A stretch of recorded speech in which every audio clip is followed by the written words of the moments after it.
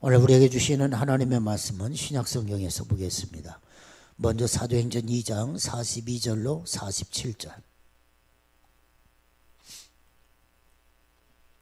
사도행전 2장 42절로 47절에 있는 말씀입니다. 신약성경 190쪽이 되겠습니다.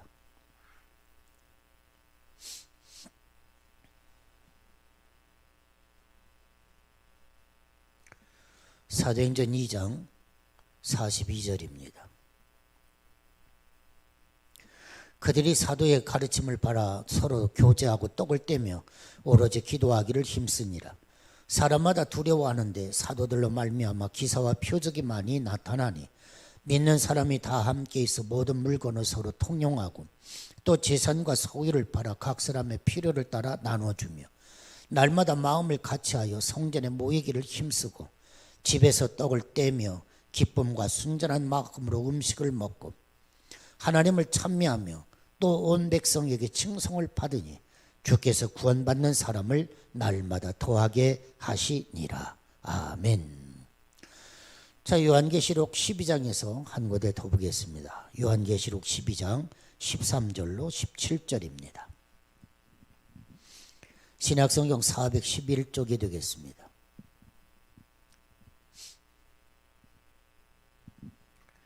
요한계시록 12장 13절입니다. 용이 자기가 땅으로 내쫓긴 것을 보고 남자를 낳은 여자를 박해하는지라.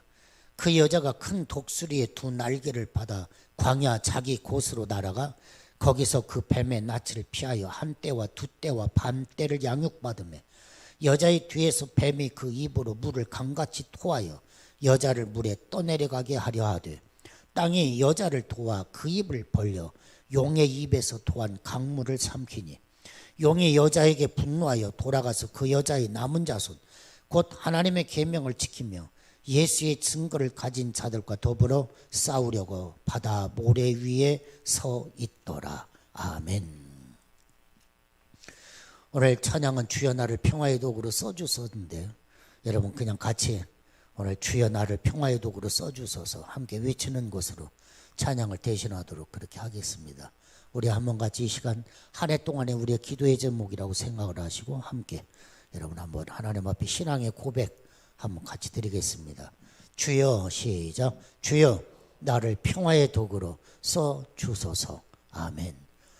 여러분 이 찬양곡 여러분 잘 아실 것입니다. 주여 나를 그런 찬양입니다. 오늘은 찬양을 좀 생략하고 함께 신앙 고백하는 것으로 대신하겠습니다.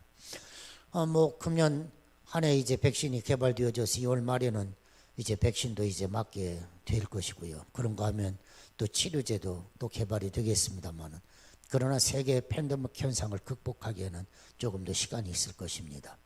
우리 성가대는 성가대로서도 어떻게 이 코로나 시대를 또 한번 우리가 업그레이드 한번 시켜볼 수 있을까? 우리 대장님하고 우리 지휘자하고는 또 한번 고민해 보시면서 한번 노엘 기억을 한번 해보시면서 우리 성가대가 함께 좀 집에서도 찬양을 만들어서 서로 동영상으로 편집하면서 한번 찬양을 동영상으로 드리는 것도 한번 시도해 볼 만하지 않겠는가. 여러분 모든 것이 중지하면 한 걸음 한 걸음 뒤로 미끄러집니다. 그래서 힘이 들고 어려워도 자꾸 앞으로 전진해야 합니다. 이것이 우리의 신앙생활에 나아가야 할 바입니다. 한번 성가대 우리 지휘자님 그리고 대장님 한번 고민 한번 해보셔서 그래서 우리 성가대원들이 영상으로 어떻게 찬양하는 방법 한번 또 고민해 보시고 또 그러면서 만들어 볼 수 있는 계기가 이번 기회에도 또 한번 이미 노엘 했으니까 거기에서 한 번 더 업그레이드 한번 시켜봤으면 좋겠습니다. 저도 역시 우리 다락방 예배를 어떻게 그냥 중지하고 갈 건가? 2021년은 뭔가 새롭게 가야 하지 않겠는가? 저도 고민을 합니다. 그래서 다락방 메시지를 제가 또 한번 동영상으로 만들어 보려고 합니다. 그러면 다 같이 그 시간에 들어와서 동영상 메시지 들으시고 다락방의 순장님들이 어떻게 들었어?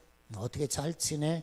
그 시간에 서로 함께 메시지를 주고받으면서 다락방들이 모이고 자기 다락방 식구들이 몇 명이나 들어왔는가 보고서에 올리시고 그렇게 해서 다락방도 금년 안에 재개해 갈 수 있는 그런 2021년이 될 수 있기를 원합니다.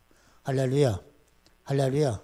그래야 성장하고 발전합니다. 여러분들 가정도 마찬가지, 자녀들도 마찬가지입니다.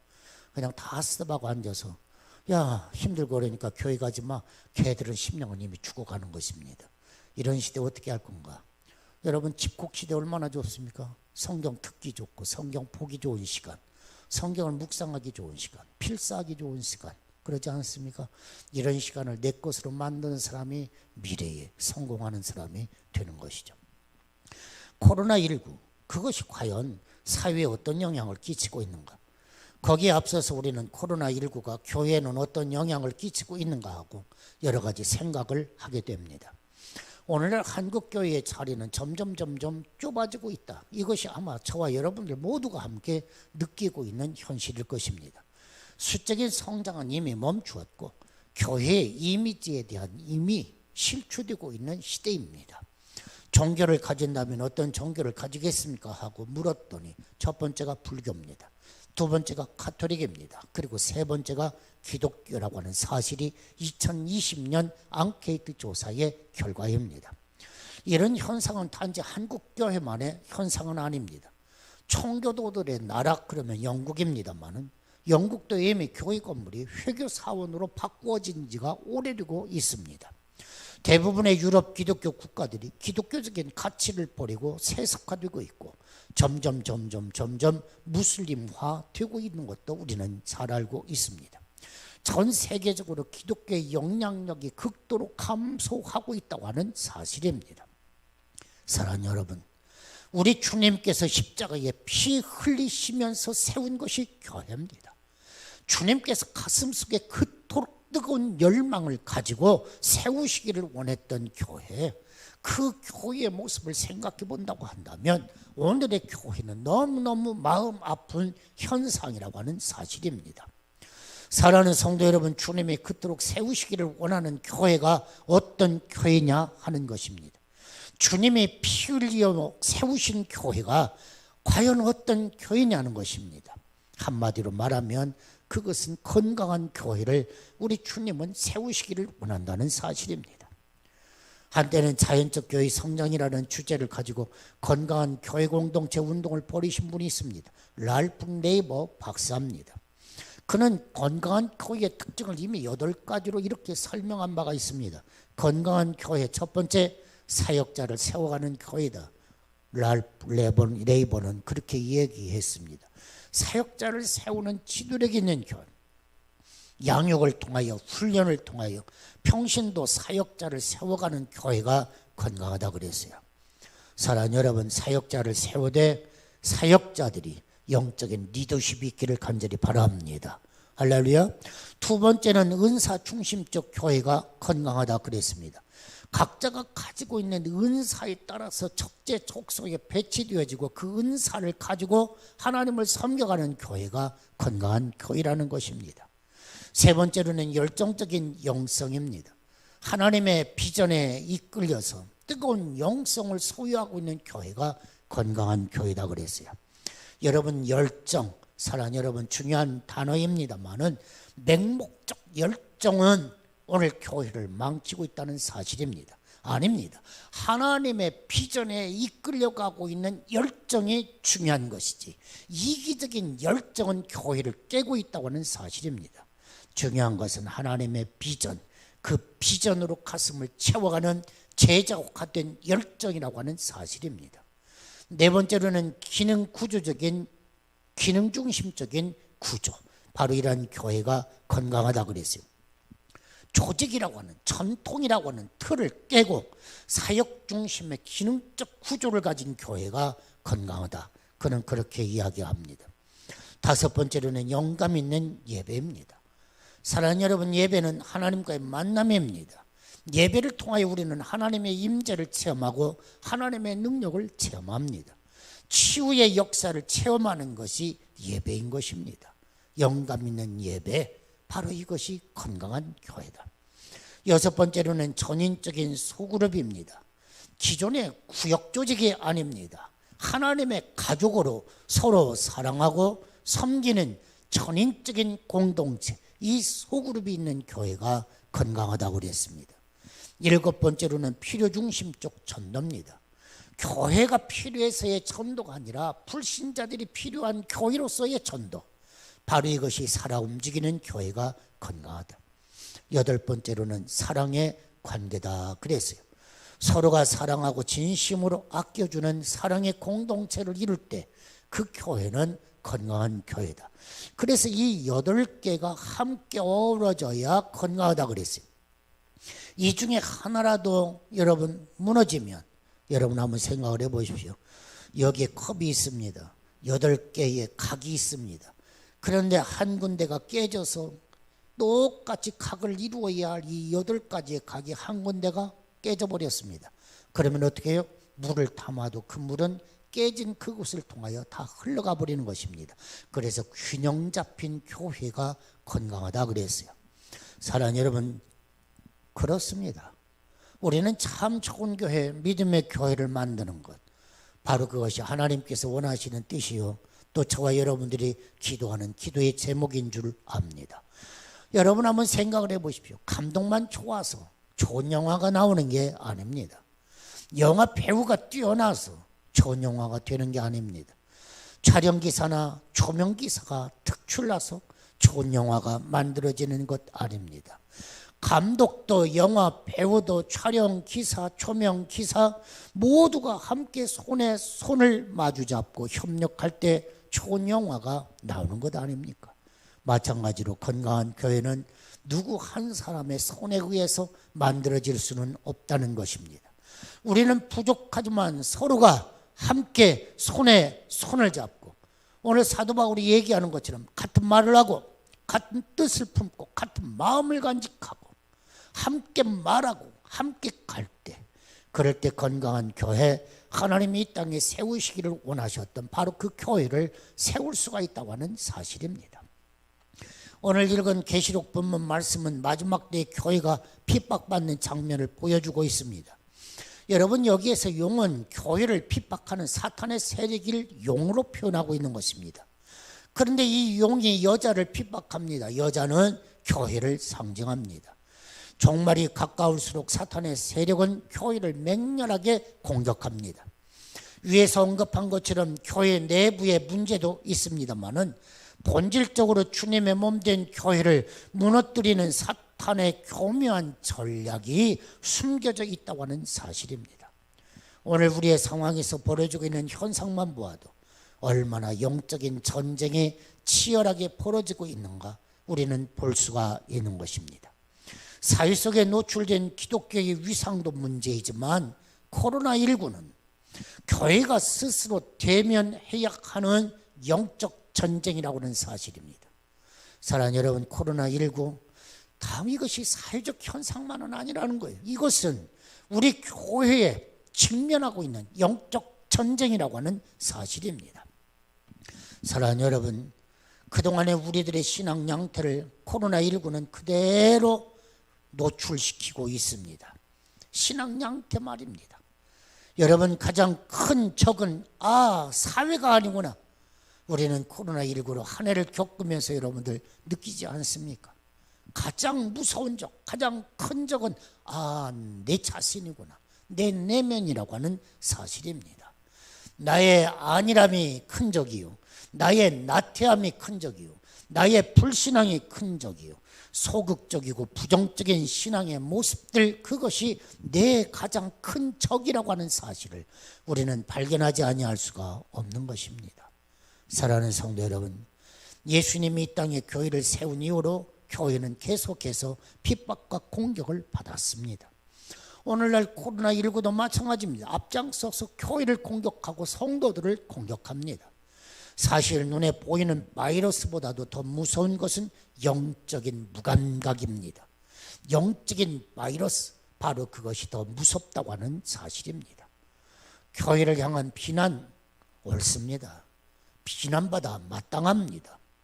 그런데 문제는 그 비난 속으로 숨어드는 것, 바로 그것이 문제라고 하는 사실입니다. 사랑하는 여러분, 눈의 이야기하지만 문제는 문제가 아닙니다. 문제 속에서 문제를 풀어갈 수 있는 대안이 없는 것이 문제지. 부딪혀오는 수없이 많은 그 문제, 그것이 문제가 아니라는 사실입니다. 우리는 어려움을 극복할 수 있는 신령한 비결, 그 비결을 찾아야 됩니다. 그리고 그 비결 속에서 우리는 오늘 이 시대를 승리로 이끌고 가야 하는 것입니다. 사랑하는 성도 여러분, 오늘 본문 15절에 보면 여자의 뒤에서 뱀이 입으로 물을 강같이 토하여 내더라. 그래서 어떻게 해요? 여자를 물에 떠내려가게 하더라. 이것이 오늘 요한계시록에 있는 말씀입니다. 사탄을 상징하는 뱀이 홍수를 일으켰습니다. 교회를 휩쓸어 가려고 합니다. 그런데 놀라운 건 그때 주님은 용의 입에서 토한 강물을 땅을 통하여 흡수를 시켜버립니다. 그래서 홍수같이 밀려오는 사탄의 공격에서 교회를 품어줍니다. 교회를 지켜줍니다. 이것이 오늘 요한계시록 말씀입니다.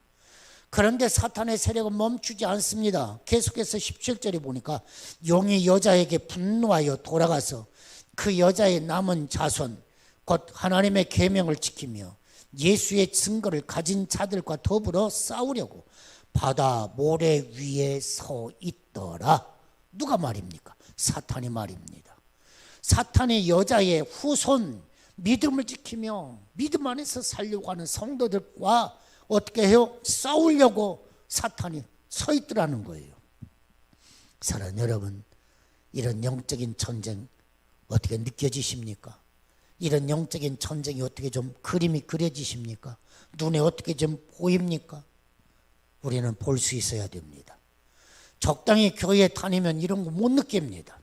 그러나 하나님의 말씀을 붙들고 열심히 주님의 뜻을 따라서 살려고 고민하고 갈등하고 그럴 때 이 사탄이 눈에 보이는 것입니다.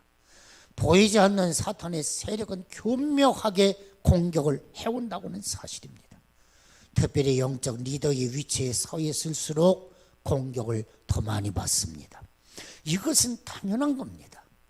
여러분, 상처받는 거 두려워하면 안 됩니다. 신앙생활하면서 상처받는다? 영광입니다. 그래서 사도 바울은 나는 예수의 흔적을 가졌다. 팔뚝을 보여줍니다. 가슴을 보여줍니다.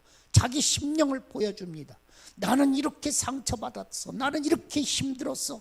그런데 이것이 영광이야. 이것이 하늘나라 가는 상급이야. 사도 바울은 그렇게 외치고 있는 것입니다. 옳습니다. 하나님 앞에 바르게 살고자 몸부림치고 있다고 하는 증거가 상처인 것입니다. 그러므로 여러분, 사탄의 세력 앞에서 좌절해서는 안 됩니다. 낙심해서도 안 됩니다. 두려워할 필요도 없습니다. 도망쳐서도 안 됩니다. 우리는 활짝 두 가슴을 펴고 무서운 공격을 대적해야 하는 것입니다. 놀라운 건 하나님은 하나님의 때가 되면 모든 대적의 세력은 꺾어주신다는 것입니다. 한 길로 왔다가 일곱 길로 도망하리라. 성경은 그렇게 우리에게 말씀하고 있는 것입니다. 교회는 그리스도의 몸입니다. 성도는 영광스러운 하나님의 자녀입니다. 성도는 그리스도의 신부입니다. 그런데 여러분, 주님께서 지켜주시지 않겠습니까? 주님께서 품어주시지 않겠습니까? 옳습니다. 사랑하는 여러분, 그러면 어떻게 하면 이 마지막 때에 사탄의 세력을 멸하며 영광스러운 교회, 하나님이 기뻐하시는 교회를 이 땅에 이루어갈 수가 있겠습니까? 그 핵심이 오늘 14절에 기록되어 있습니다. 그 여자가 큰 독수리의 두 날개를 받아, 여러분, 독수리의 두 날개를 여자가, 교회가 받았다, 그 얘기예요. 그래서 광야 자기 곳으로 날아갔습니다. 거기서 뱀의 낯을 피하여 한 때, 두 때, 또 반 때를 양육받더라. 이것이 오늘 14절에 있는 말씀입니다. 사랑하는 여러분, 여기에 바로 두 날개로 날아오르는 건강한 교회의 비전이 숨겨져 있습니다. 코로나19 광풍을 타고 두 날개로 비상하는 교회, 두 날개를 활짝 펴는 교회. 여러분, 이 두 날개를 펼 수 있는 것은 바람이 있기 때문입니다. 바람 타고 나르는 것입니다. 우리는 이 바람을 두려워할 필요가 없는 것입니다. 바람을 이용하여 저 높은 창공으로 날아오를 수 있기 때문입니다. 오늘 이 여자가 독수리의 두 날개를 받았대요. 그리고 두 날개를 활짝 편대요. 광야로 가서 한때 두때 밤때 그때를 양육받더라는 것입니다. 옳습니다. 사랑하는 여러분, 오늘 우리는 이 두 날개를 활짝 펼 수 있기를 바랍니다. 놀라운 건 초대교회는 이 두 날개를 가졌더라는 것입니다. 이것이 사도행전 2장에 기록되어 있는 말씀입니다. 사도행전 2장 42절로부터 47절을 보니까 초대교회는 날마다 마음을 같이하여 성전에 모이기를 힘썼다 그랬습니다. 집에서 모여서 떡을 뗐다고 그랬습니다. 기쁨과 순전한 마음으로 음식을 먹었다는 것입니다. 두 가지입니다. 그들은 어떻게 했어요? 날마다 마음을 같이하여 성전에 모이고, 집에서는요 떡을 떼며 기쁨과 순전한 마음으로 어때요? 가정에서 모였다는 거예요. 이것이 바로 두 날개인 것입니다.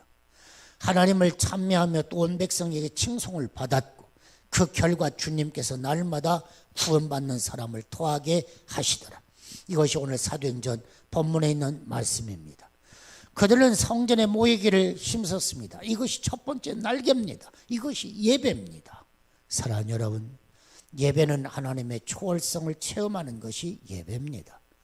사랑하는 여러분, 우리는 예배 가운데 임하시는 하나님의 숨결을 느끼는 자리, 그런가 하면 하나님의 사랑을 느끼는 자리, 바로 이것이 예배입니다.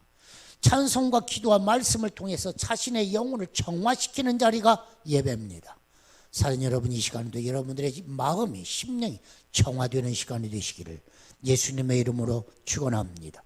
세상에서 지친 영혼이 위로받는, 하나님이 주시는 능력으로 치유되어지는 바로 그것이 예배입니다. 예배는 구경하는 자리가 아닙니다. 내 몸을 쳐서 복종시키는 자리가 예배입니다. 내 몸을 거룩한 산 제물로 드리는 자리가 예배인 것입니다. 그러므로 예배는 희생과 결단이 요구되는 것이 예배인 것입니다. 놀라운 건 그때 성령이 역사하시는 것입니다. 그런 점에서 예배를 드리며 우리는 성공해야 합니다. 예배에 성공해야 인생의 성공자가 됩니다. 사랑하는 여러분, 예배의 성공이 우리 인생의 성공인 것을 사랑하는 여러분 믿으시기를 바랍니다.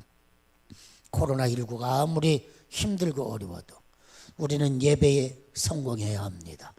언제든지 어디서든지. 사랑하는 여러분, 어떤 때는 이 핍박과 고난이 심각하여서 어떻게 해요? 모이지 못할 때도 있어요. 그러나 어때요? 어디서든지 언제든지 우리는 하나님 앞에 예배드려야 됩니다. 둘이 모이면 예배, 셋이 모이면 예배, 다락방이 예배? 아니, 우리는 영상을 통해서도 예배, 서로 격려하며 예배를 잊어서는 안 됩니다. 이 시간은 하나님 앞에 예배드리는 시간, 어디에서든지 무릎을 꿇을 수 있는 예배자가 되어야 하는 것입니다. 예배에 성공하리라. 할렐루야. 한번 여러분 마음속으로 다짐 한번 해보십시오. 예배에 성공하리라. 예배에 성공하리라. 예배에 성공하리라. 할렐루야. 그렇습니다. 어디서든지 언제든지 예배를 붙들고 몸부림쳐야 합니다. 그러지, 잘됐다, 오늘은 교회를 안 가도 되는구나. 한 번, 두 번, 세 번, 네 번 심령은 죽어가기 시작하는 것입니다. 나중에 죽으면 일어나기가 어렵습니다. 그렇습니다. 사랑하는 여러분, 이 시간도 하나님의 은혜와 평강이, 치유와 회복의 역사가 있기를 예수님의 이름으로 축원합니다. 두 번째 날개는 무엇입니까? 오늘 성경에 보니까 소그룹입니다. 초대교회는 가정에서 모였다는 사실입니다. 초대교회는 함께 떡을 떼며 교제했다는 사실입니다. 소그룹이 무엇입니까? 내 이름을 알아주는 것이 소그룹입니다. 내 이름을 불러주는 것이 소그룹입니다. 여러분들의 다락방입니다. 우리 교회 안에 있는 교구요, 우리 교회 안에 있는 다락방이 소그룹이에요. 여러분, 다른 사람은 내 이름을 몰라줘도 내 다락방 식구는 내 이름을 알아줍니다. 그러지 않습니까? 어떨 때는 목사님이, 장모님이 내 이름을 몰라도 다락방 식구는 아는 것이 소그룹입니다. 다락방입니다. 그렇습니다. 소그룹 모임은 하나님이 우리와 함께 하심을 경험하는 자리입니다. 우리의 삶 가운데 찾아오셔서 우리를 불러주시고 우리를 만져주시고 싸매주시는 사랑의 주님의 손길을 느끼는 자리가 바로 이 자리입니다. 다락방인 것입니다.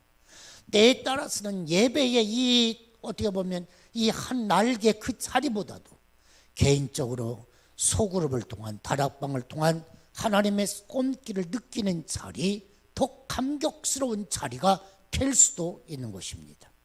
그곳에서 눈물을 흘릴 수 있는 곳, 그곳에서 함께 껴안을 수 있는 곳, 위로받을 수 있는 곳이 바로 다락방이라고 하는 사실입니다.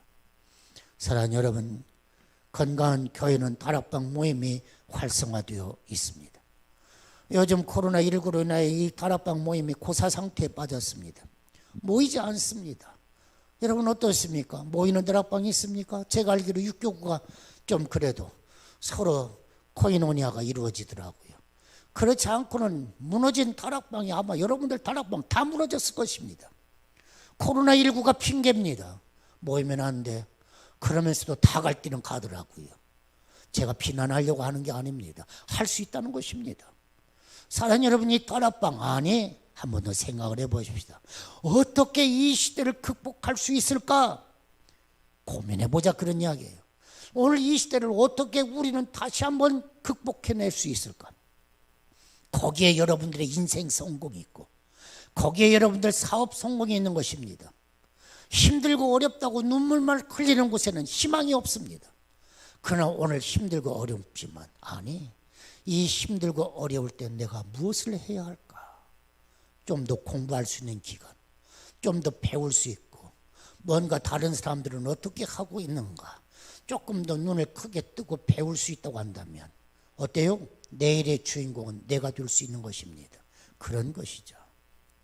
사랑하는 여러분, 우리 가운데 역사하시는 하나님의 손길, 다락방 모임을 통하여 치유가 일어나고 회복이 일어나고 전도가 되고 양육이 되어오는 곳, 바로 이것이 초대교회가 선택한 두 번째 날개였다고 하는 사실입니다. 이 원리는 오늘 또 동일합니다. 오늘 예배 그리고 다락방 모임, 건강한 교회의 본질이다. 이 본질을 회복할 수 있어야 됩니다. 여러분, 질병이 무엇입니까? 몸의 균형을 잃는 거예요. 여러분 아마 이명현상 여러분 가지고 계신 분들은 많을 거예요. 저도 그래요. 한때 막 어지러워가지고 정신을 못 차렸어요. 토하고요. 이명이더라고요. 지금도 귀에서는 귀뚱나무 소리가 울립니다. 아이고, 그냥 같이 살자. 그리고 같이 삽니다. 아마 여러분 그런 분들 많을 것입니다. 여러분 귀 속에 평형 감각을 잃었다 그 얘기예요. 여러분 위치 감각기관으로 전정기관이 있고 회전 감각기관이 있고 세반 고리관이 있습니다. 전정기관 중에서도 소낭은 수평감각, 통낭은 수직감각을 감지합니다. 이것들 중에서도 어느 하나가 고장이 나면 몸의 균형을 이룰 수가 없어요. 어지러워지는 것입니다. 옳습니다. 초대교회 이후에 사탄은 교회와 성도들을 공격하는데 이 방법을 쓰는 겁니다. 균형을 잃어버린 교회. 그러면 그 교회는 비틀거리니까 균형을 잃게 만드는 것입니다. AD 313년 로마의 콘스탄틴 황제가 기독교를 국교로 공인했습니다. 얼마나 좋은 일입니까? 우리는 역사 시간에 콘스탄틴 황제가 기독교를 국교로 인정했다. 할렐루야! 그때로부터 기독교는 국교가 됐습니다. 그런데 그때로부터 기독교는 날개축을 잃었습니다. 그리고는 이제는 비틀거리기 시작합니다. 무엇일까요? 사랑하는 여러분, 핍박을 받을 때는 성도들이 가정에서 모였다 그 얘기예요. 성도들이 가정에서 모여서 떡을 떼며 하나님 앞에 예배를 드렸습니다. 그런데 어때요? 핍박이 사라졌습니다. 지하에 숨어있던 자들이 큰 예배당에 모이기를 시작했습니다. 그러면서 교회는 타락하기 시작합니다. 성직자를 중심으로 교회가 계급화되고 교리 중심으로 변질되기 시작합니다. 하나님의 말씀은 교리가 아닙니다. 하나님의 말씀은 하나님 사랑입니다. 이웃 사랑입니다. 그런데 교리 중심으로 변질됩니다. 여러분 성탄을 통해서도 여러분 이미 보았습니다마는 동방의 박사들이 왔습니다. 메시아가 어디에서 나겠느냐? 그러자 어떻게 했습니까? 제사장이나 서기관들이 베들레헴입니다. 환하게 성경을 잘 알아요. 그런데 아니에요. 그들은 사탄의 도구로 전락했습니다. 오늘도 마찬가지입니다. 기독교인들도 세 종류가 있다고 하지 않습니까? 제자들이 있고요, 구경꾼이 있고요, 사탄이 있고요. 기독교인도 세 가지입니다. 성경 지식은 해박합니다. 해박한 성경 지식을 가지고 교회를 혼란에 빠뜨립니다. 교회를 힘들게 합니다. 이건 사탄의 세력입니다. 방관하는 무리들이 있습니다. 아닙니다. 우리는 제자가 되어야 합니다. 할렐루야. 제자가 되어야 합니다. 오늘 이 제자화된 교회, 여러분 어떤 핍박이 오고 어떤 어려움이 와도 그들은 꿋꿋하게 생명력을 유지하고 갔습니다. 그런데 교회가 국교화되면서부터 교회는 축을 잃어가기 시작합니다. 그래서 비틀거리기 시작하는 것입니다. 이는 오늘도 마찬가지입니다. 사탄은 지금도 우리를 속이고 있다고 하는 사실입니다. 예배, 다락방 모임 소중합니다. 우리는 이 시대 힘이 들고 이 어려운 이 시대를 어떻게 극복해야 할까? 여러분, 이런 때 가정 예배 살리십시오. 이런 때 성경 읽으십시오. 이럴 때 여러분 틀기만 해도 인터넷 들어가서 틀기만 해도 성경 읽어주는 것도 있지 않습니까? 여러분 들으십시오. 성경을 쓰십시오. 성경을 묵상하십시오. 큐티하십시오. 찬송하십시오. 기도하십시오. 아이와 함께 앉아서 예배 드리십시오. 그러지 않습니까? 어디서든지 예배 드릴 수 있어요. 그런데 이 시간 문 딱 닫아버리고 어디 앉아 있는 것입니까? 이 시간 문 딱 닫아버리고 어디가 있는 것입니까? 어디 마트가 있습니까? 어디 휴양소가 있습니까? 여러분, 주의를 지켜야 할 성도들이, 사랑하는 여러분, 영상 열고 1시간, 2시간도 예배 드려야죠. 교회에 나올 수 없으면 말입니다. 그렇죠. 사탄은 자꾸 이 날개, 두 축의 날개 중에 어느 한 것을 자꾸 무너뜨립니다. 사랑을 나누고 실천할 수 있는 삶의 자리를 무너뜨립니다. 여러분, 한 날개를 가지고 날아보십시오. 날 수 없습니다. 한 날개 가지고는 날 수가 없습니다. 언제나 그 자리에서 맴돌 뿐입니다. 그러므로 사랑하는 여러분, 항상 예배, 그런 거 하면 우리의 작은 모임들, 그것이 가정이 될 수도 있습니다. 사랑하는 여러분, 항상 코로나19로 인하여 대면하지는 못해도 또 다른 방법을 모색하고 우리는 어떻게 이 시대를 믿음으로 살 것인가 고민 한번 해보자, 그 얘기예요. 한번 이 시대를 한번 뛰어넘어가 보자, 그런 이야기예요. 옳습니다. 사랑하는 여러분, 코로나19를 통하여 깨닫는 것이 무엇입니까? 아하, 세계는 하나구나. 여러분, 세계가 하나예요. 코로나가 저쪽에 있다고 이쪽은 안심할 수가 없어요. 이건 전부가 하나인 것입니다. 옳습니다. 신앙적 이기주의, 휴지통에다 던져버려야 돼요. 그래야지 나만 그는 혼자도 살 수 없는 겁니다. 함께입니다. 함께 기도하고, 함께 큐티하고, 함께 기뻐하고, 함께 아파하고, 함께 슬퍼하고, 이것이 교회의 힘입니다. 이것이 긍정적 힘입니다. 우리가 입을 열면 함께 찬송하고 함께 기도하고, 그때 치유가 일어나고 그리고 회복이 일어납니다. 사랑하는 여러분, 건강하게 살려면 두 날개 균형 감각이 있어야 됩니다. 오늘 우리도 균형 감각이 있어야 합니다. 건강하게 사시기를 바랍니다. 교회도 마찬가지입니다. 사회도 마찬가지입니다. 두 날개가 있어야 합니다. 나에게 두 날개는 뭔가? 여러분, 이 두 날개, 예배, 그러죠. 뭐 기도, 말씀과 기도, 두 날개 항상 소유하시고, 또 땅끝까지 예수의 복음을 전할 수 있는 아주 좋은 시간들입니다. 오늘 이 시대에 주의 성령의 능력이 여러분과 함께 하셔서 물이 바다를 덮음같이 여호와의 영광의 날이 이를 때까지 힘차게 두 날개로 날아오르는 저와 여러분이 되시기를 예수님의 이름으로 축원합니다. 기도합시다. 참 힘들고 어려운 시대를 살아갑니다. 그렇다고 우리는 맥없이 주저앉아 있을 수 없습니다. 우리는 일어나야 합니다. 그리고 우리는 또 걷고 뛰어야 합니다. 하나님, 우리의 육신이 스탑된 상태라고 할지라도 우리 심령은 날로 새롭게 내일을 향하여 꿈꿔야 합니다. 그리고 내일을 준비하는 자가 되어야 합니다. 활발하게 내 날개가 어디가 상처난 것은 없는지 두 날개를 활짝 펴보고, 그리고 두 날개를 다시 한번 싸매고, 그리고 약도 발라주고 두 날개를 퍼득이며 우리는 날아야 합니다. 하나님 이 시대를 승리하는 교회, 승리하는 성도들이 되게 하시고, 오늘 이 나라와 이 민족이 승리하고 온 땅이 승리할 수 있도록 하나님 특별히 교회가 승리의 원동력이 되게 하여 주옵소서. 예수님의 이름으로 기도하옵나이다. 아멘.